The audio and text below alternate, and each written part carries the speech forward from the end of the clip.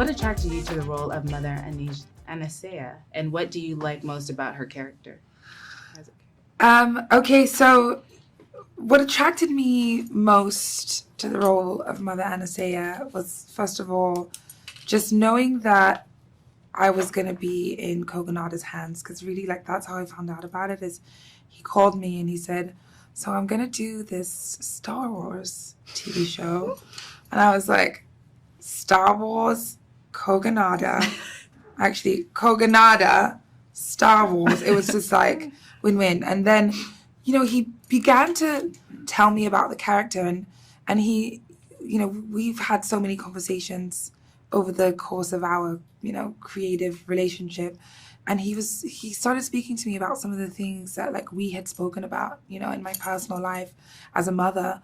And I just really was interested and excited at the opportunity to play this powerful witch mother, which I really feel like is me. Rebecca, describe your character, Vernestra. What could you relate to about her as a person? Vernestra Rowe is an elder Jedi master, revered. She has found herself in this position, this sort of liaison position between the Jedi and the Senate. She's over 116 years old. And that's really what I could relate to the most, being 116. Just kidding. I loved how straightforward she was on the page, how she just was, I think because of her age and because she sort of feels as if she's seen it all, she's just, taking care of things. And I really liked how economical she was with her energy and her time. And I love the way the character develops over the course of the season. Jodie, tell us a little about Mother Anastasia's motivations and her powers. So, Mother Anastasia she represents, and she's a very powerful figure, and I guess I'll start with her powers. She wields the Force, but not in the same way as a Jedi does, or a Sith. I think what makes her powerful, and that's what kind of drew me to her as well, is that she is seeking to protect her family.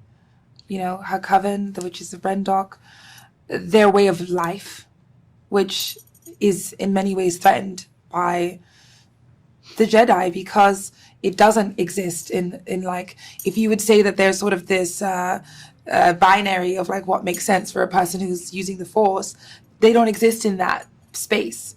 And so because of that, like with any unknown, right, it's a threat because we don't understand it. And I think she knows that. And because of that, she's fiercely protecting those around her.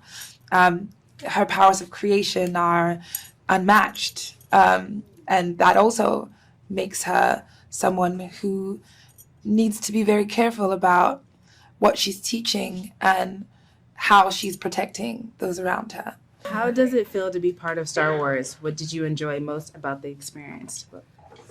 Oh God. I am so excited to be a part of the show. I am so excited for people to see what Leslie Headland has made. As I came onto the project, I obviously know about Star Wars and have seen everything, but I think going to Celebration is what really, just brought home what this means to people. I found it incredibly moving. I could not stop crying the entire weekend, even just pulling up to like the stadium we were in, families and, all dressed up together. I just started crying. So it means a lot to be a part of the universe, and I'm so excited for the premiere tonight. Yes, it means a lot to be a part of this. And what makes it mean the most is seeing how much it means to so many people across generations, across cultures, across any sort of defining characteristic about a human being. You'll find a Star Wars fan in every walk of life. Mm-hmm. And I think that's something that makes it so special. And then to get to create a world that is adding something to the universe that people haven't necessarily seen before, that's really exciting.